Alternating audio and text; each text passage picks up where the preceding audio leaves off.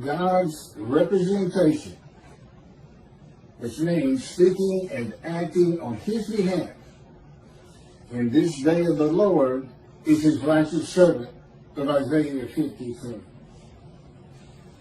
God's visible representation in the day of the Lord of Malachi 3 is God's righteous servant, who is the prophet like Moses, to deliver the new covenant of Jeremiah 31, which is basically how we know that the time to come of Jeremiah 31 is the day of the Lord, because the only other place you see a mention of the arrival of the new covenant is with the angel of the covenant that you desire. The only other covenant is that of friendship. When Moshiach comes, God grants the covenant of friendship.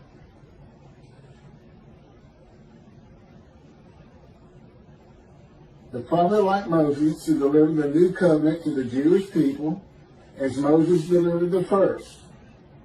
It's important to point out that it's not new. God says, not like the covenant I made with your fathers out of Egypt. That's true. It's an amendment. It's there's an addition to it and a confirmation of the first covenant. Good? Nothing ever happened to the first covenant. It's not terminated by the new covenant by any stretch, but there's an amendment, and you find it in Malachi. Chapter 3, verse 22, be mindful of the laws I gave Moses at Oreb, of my rules, commandments, and it's being mindful, because it was strict compliance at Oreb, Sinai, and it had to be 100% of the people. Well, God makes it clear. He realizes that's no longer the case. He understands that. That's why there's a scroll of remembrance for those who revere and esteem his name and those who do not. He's recognizing that fact. Even though when he speaks of the new covenant in Jeremiah 31, he says, and all will heed me, and Torah will be written on your heart. How's he going to do this? He tells you, because I'm going to forgive your sins and remember your iniquities no more. Okay, he's making a new covenant. He's delivering. He's saying this is what it's going to be. But he knows as well as we know. Just because you forgive somebody a sin isn't going to necessarily get them back to synagogue, studying Torah day and night, and becoming one who doesn't have to ask other people's questions. But it will for a great majority of people. And he knew that. And he makes it clear in Malachi 3, which is the last page of the last of the prophets. He stopped talking to his prophets. The Hebrew Bible closes up. So that's what that all means.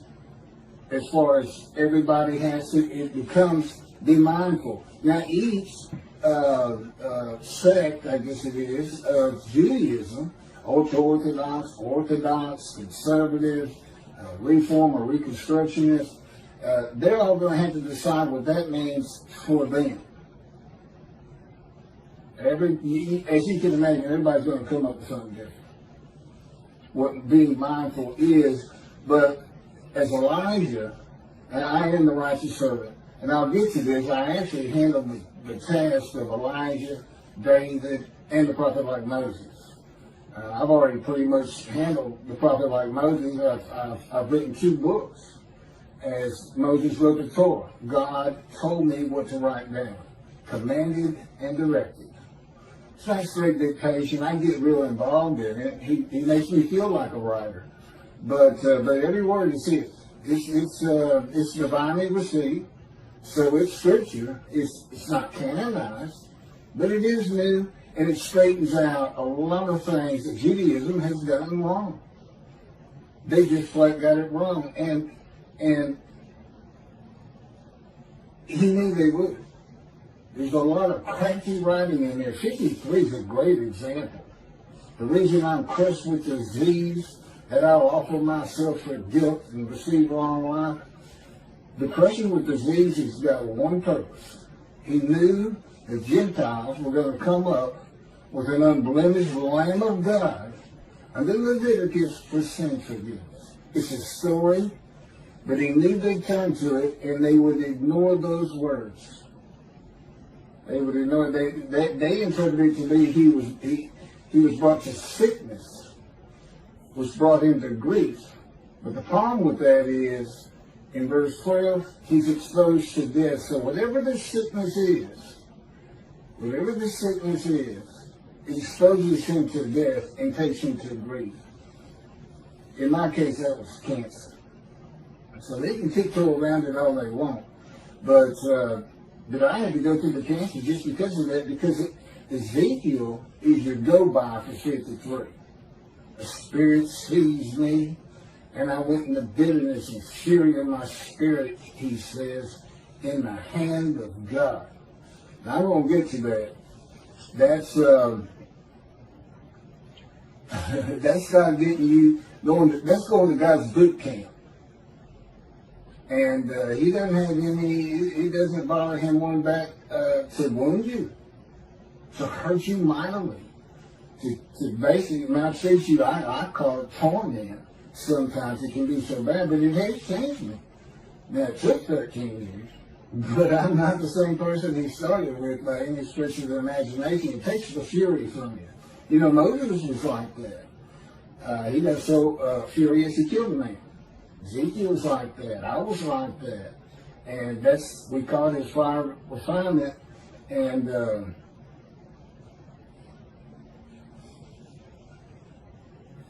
I'll have a lot more on that as I go. Okay, the description of the righteous servant begins in 3 verses combined by quotes, which I don't see that anybody else has in the renditions of their translation from Hebrew to English. Shabbat, Soviet Singer, Jews for Judaism. I don't see it. And it makes a difference.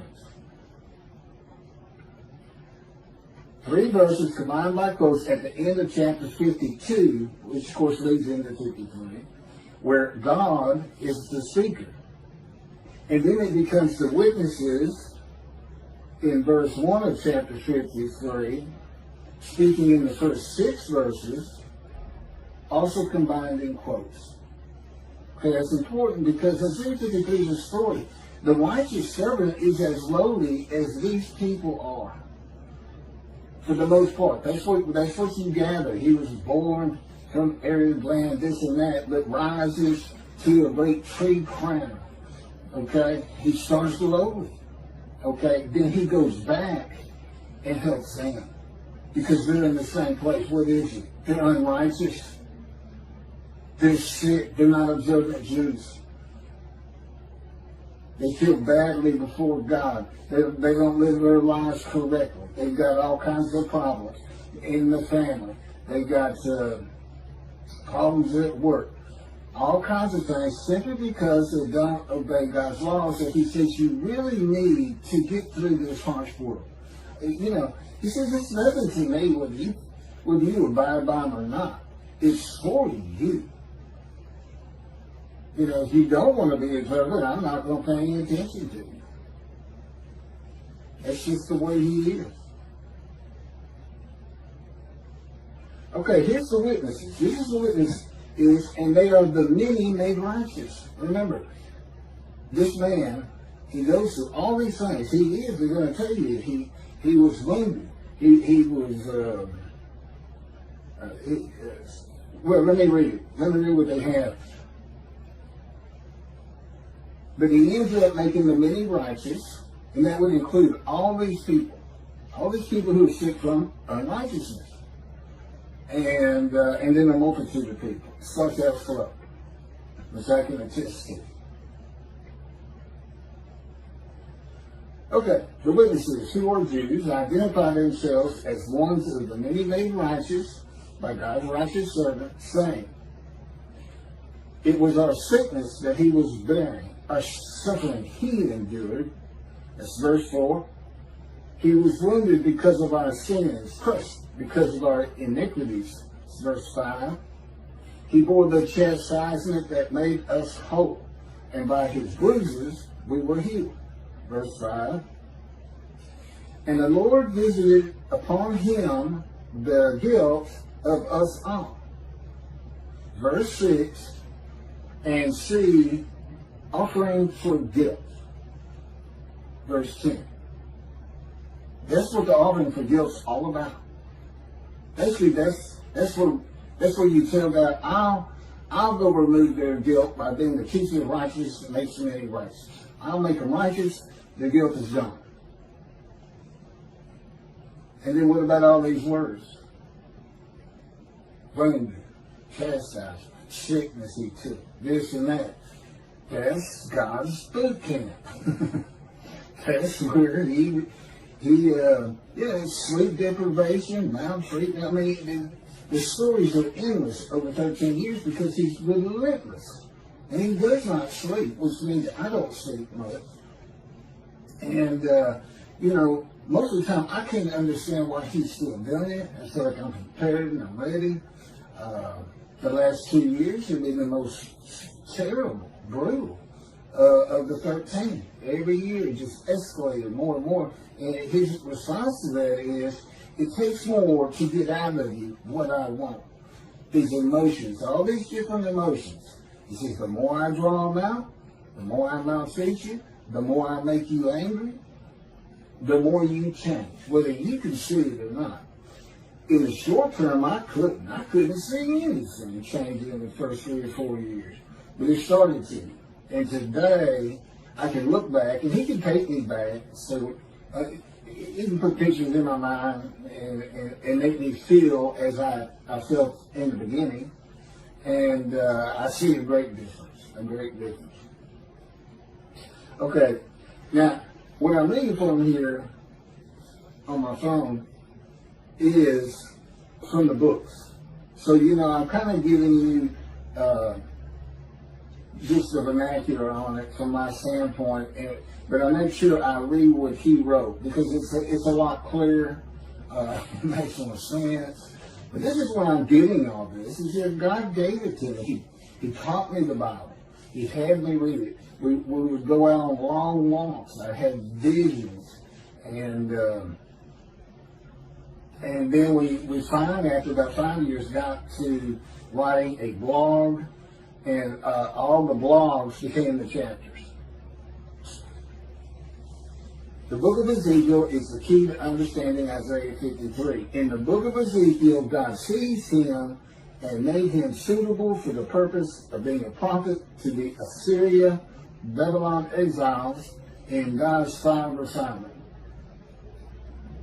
This is from Ezekiel chapter 3, verses 7 through 9.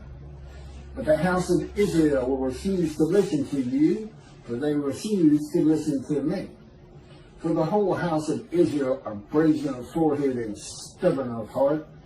Then I will make your face as hard as theirs, and your forehead as brazen as theirs. I will make your forehead like adamant, harder than flint. Do not fear them, and do not be dismayed by them, though they are a rebellious breed. How's he going to do that? How's he going to make his forehead like adamant? So he's got to calm his emotions, but they make him tough as a boot at the same time.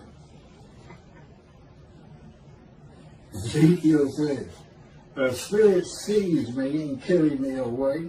I went in bitterness in the fury of my spirit, while the hand of the Lord was strong upon me."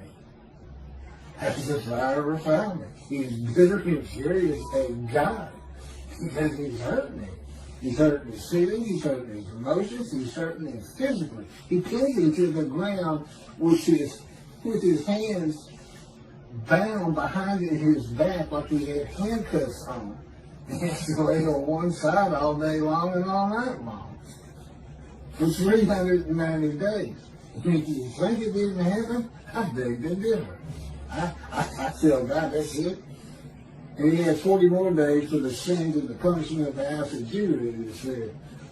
And that wasn't vicarious suffering either. It just corresponded to it. Basically, he was a preaching man. It would have infuriated him that he was taking the punishment for the house of Israel and Judah. He didn't go out, wait a minute, I've been trying to get them to stop sinning my whole life. Just infuriates you, okay? Little bitty things, chastisement. Ezekiel says, Lord, he says, oh, Lord, I have not eaten the flesh of a dead animal since my youth. And God's response to him is, boy, I give you cow dung instead of human treatment, maltreatment, and chastisement. You know, that took like 1 minute of a day. I mean, he can keep it going for weeks, days, weeks, and months. But that's what that is with Ezekiel. It's 53. Ezekiel showed he will bear the punishment for sin of the houses of Israel and Judah, and he is punished, chastised, maltreated, bruised, and crushed to make him suitable to be a prophet to the exiles and speak the words of God he is given during the ordeal and the anguish of it. Out of his anguish, that's part of Isaiah 53 too. You know, Jesus didn't come out of any anguish, he died. But that's in there. Out of his anguish, he will have devotion. I can't remember exactly, but anyway, I think it's verse 11. Out of his anguish. And that's what it's all about. And why did God write it like that? The same reason Judaism preaches the Messianic era. He just knew they would today, in the day of the Lord. Because he knew the people of antiquity would. And that, which is understandable. They didn't go through an age of science, an age of medicine, an age of reason. They didn't go to school. They couldn't read. The masses, the great majority of all people, you know, they were like children who lived on emotion, who weren't very bright. They might have been brighter than the Arabs, but yeah. And it was a tough time to live. So there's a lot of story in God's book because that's all antiquity knew. Tell me a story. Tell me I can't read. Tell me a story. That's where all this stuff comes from.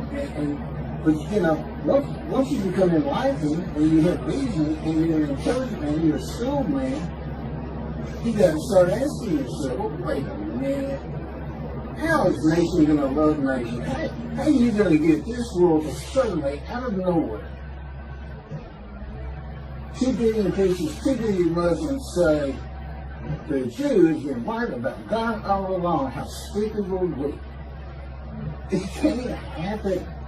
It can't happen. You can say that stuff in antiquity, and it's like, that's a great story. I hope that happens. It can't. It's not possible. You have too much history, Jews, to think it's going to happen. And thinking that did what? It left out utter destruction to the land. And Judaism's teaching of the arrival of Moshiach, which of course is when the day of the Lord is. Because the Lord appoints him to be the shepherd amongst the flock and dismisses the rest of the shepherds. That's all the rabbis of the world. They've all been dismissed because I have been appointed. But my appointment is not, there's no Davidic dynasty of kinship and kingdoms. No. I'm a shepherd. I'm a teacher. I'm not a rabbi. I'm not ordained or anything like that. But I am a teacher, and I think that word means teacher. But, no, it's this. It's what I'm doing. They're all dismissed. Of course, you'll still be going to synagogue and this and that. See, that phrase, they should no longer tend the flock. After God has his reckoning and dismisses them from tending the flock, that works in antiquity. Again, you got to know how to read this thing. It's a two-part. There's antiquity, Middle Ages. There's the age of the common era, age of enlightenment, science, medicine. You know, we know you can't resurrect a body from the dust of bones. Yet, these religious people in Judaism want, you know, I know what they do. They do what the Christians do. It's not faith, I believe. In other words, if you say different, You're showing a lack of faith. No, you're not. You're showing intelligence. You say, that's just not going to happen, because look what God does do. You have to look at the covenant of friendship. And human beings aren't created for utopia. We're not created to live like that. Rambam says all of the world will be for nothing but to know God. God wouldn't even like that. I certainly wouldn't like it. That's a whole other story, Rambam. I got other videos of him. He made all this stuff that would be his perfect world. There's none of it's in the Bible. None of it's supported by God's covenant of friendship. He tells you, concrete, this is what's going to happen when I come. I'm going to grant this covenant of friendship and appoint David the shepherd. When David's there. So when Moshiach comes, the covenant of friendship comes, and it's got all you could possibly want, Jesus. Bottom line, they're never defeated, dispersed again. And what he's saying is, if you don't listen to my prophet, if he doesn't clear the way for me to return to my temple, which means give it built, and of course I can't do that on my own. I gotta have followers, which presumably is the many righteous people who believe. I don't expect it to be a lot of people. I don't know what many in a multitude is. God won't tell them. We'll see. But just having a man in divine being, see, that who doesn't understand that, because they don't understand the Holy Spirit's the person, which is absolutely absurd too. Because he gets grieved. You can't grieve in an inanimate object or element. He goes to Ezekiel. He says, Ezekiel, speak. So he can talk.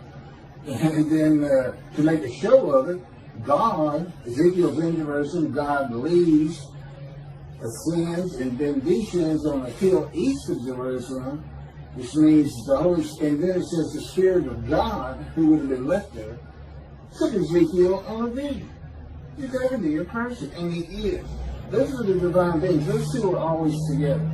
The Holy Spirit is the angel of God's presence. And of course, what God's Spirit is, God is, just like where I am, my Spirit is. He's an angel, and his body is not human form with wings. His body is the Spirit of God. So he's the Holy Spirit and an angel. But that's the main divine being. So when you read Isaiah 11, and the Spirit of God alights upon him, you don't know that includes God.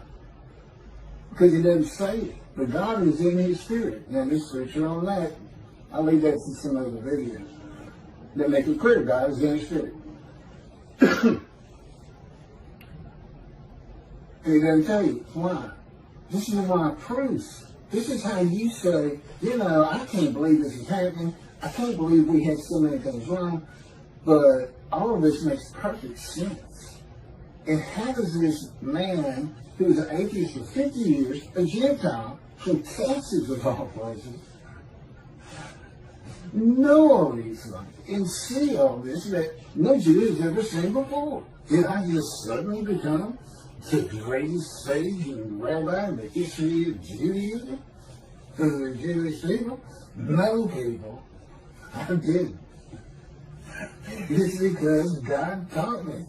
And now I wrote these books. And, we're still fine-tuning them. I have to have the human experience. There's not a lot of perks in my job, believe it or not.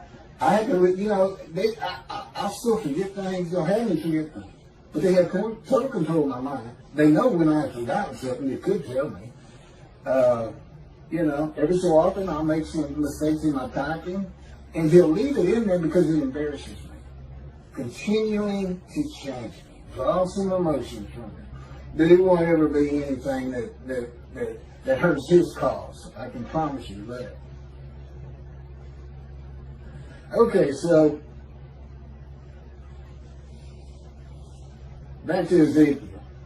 Just like the righteous servant, except he's not crushed with disease and does not make himself an offering for guilt. And I told you what that was for. That was kind of aimed at the Gentiles and Christianity.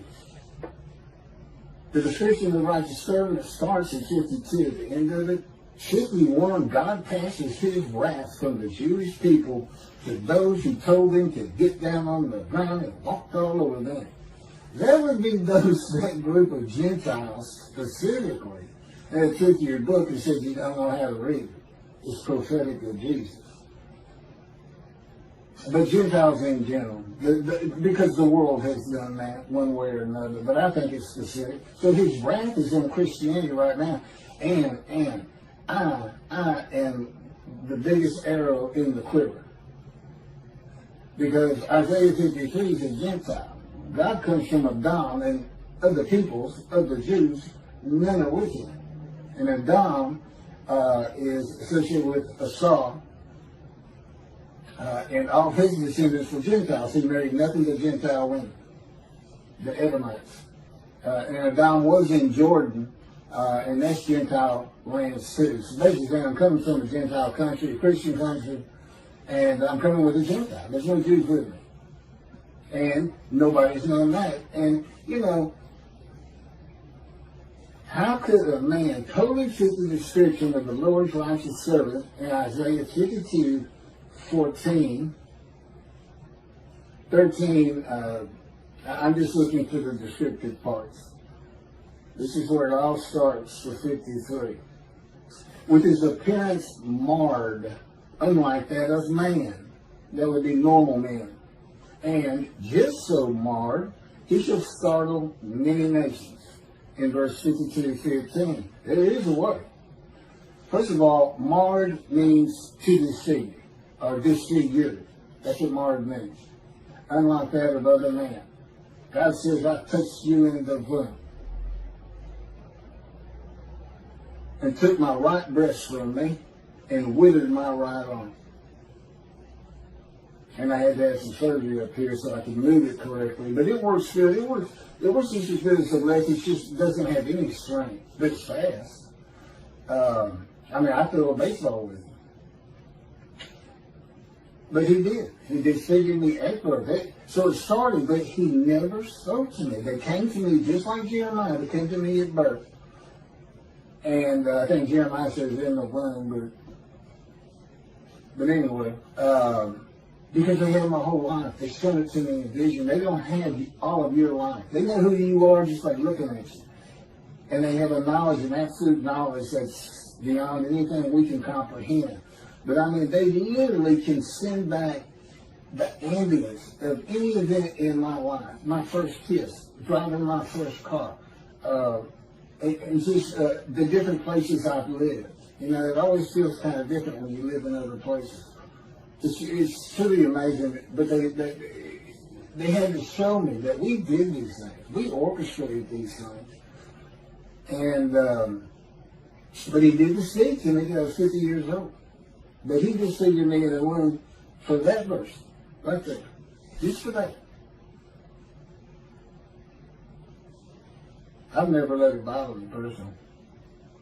Oh, he said one of the reasons was I wanted people to pick on you as they pick on young Jewish boys just for being Jewish. You get picked on just for being disfigured. Just because bullies think they can whoop you because you got a bad arm. Well, I told him, I said, well, what it really did is it made me one hell of a fighter. It just made me mad. You know, yeah, like I said, it's fast. I can still hit you with it. But, you know, I hadn't been in the fight since I got out of high school. And never could now. Of course, I never would want to. I live with God. And he lives within me and without me. And I've gone through all that. They're like two clouds that have come together. That's how God is in his spirit. Well, his spirit is in God too. The elements of God's mind, that's his presence. You know, my presence is where I'm at with my mind. And then the elements of spirit. Okay? They're like, they fill any room I'm in.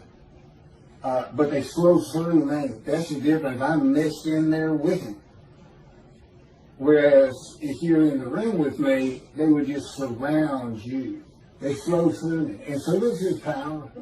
And there's a heaviness to him. I always feel it. It's not just...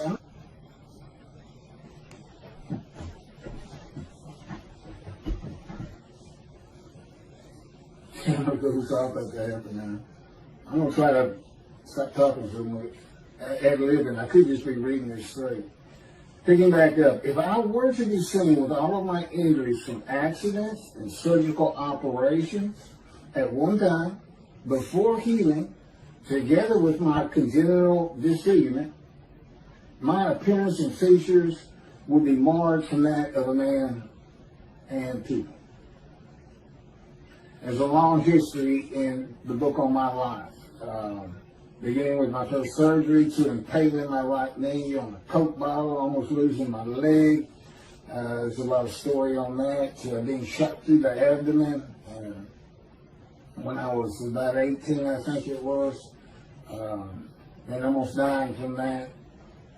So got a lot of scars. In total, I've counted up about 15 surgical scars. And about 5 of those come from the gunshot wound. This accident, it seemed like I was in the hospital for 2 years, stitched somewhere. But get my teeth knocked out by a telephone receiver.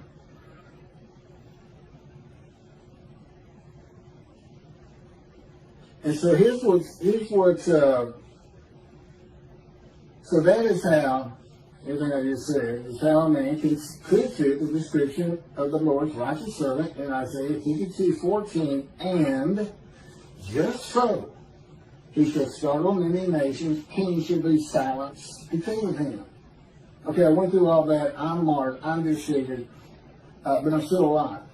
Now, you take Toby Ascender putting the people of Israel as the righteous servant of God in Isaiah 53, everybody in his story dies. I don't know how they startle anybody, much less make the many righteous and a multitude. I don't know, and I get on these students, you should do even worse. The whole thing is based on something that's never going to happen. The Messianic era, it's a farce. I really sometimes wonder if they don't really know that, especially Toby the Saint. He's very intelligent. He's got information from here to there.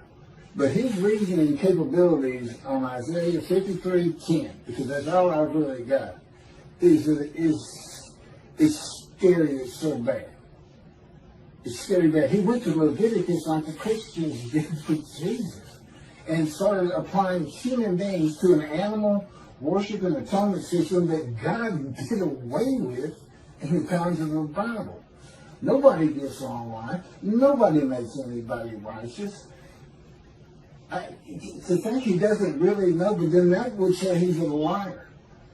And I'm not saying that. I'm saying that's the worst case of reasoning capabilities I've ever seen by an intelligent, capable man. That's what I'm saying. But he needs... This is the day of the Lord. There's a new teaching here. He wasn't supposed to know everything I know. He was intentionally hidden from him in many ways. For instance, the Holy Spirit and the angel of his presence appears one time. And it's in the book of Ezekiel. God couldn't put that in the Torah. He couldn't have made it clear. He was clearer. Now in the Torah he says, I send my angel before you. Do not disobey him. He will not forgive you. For I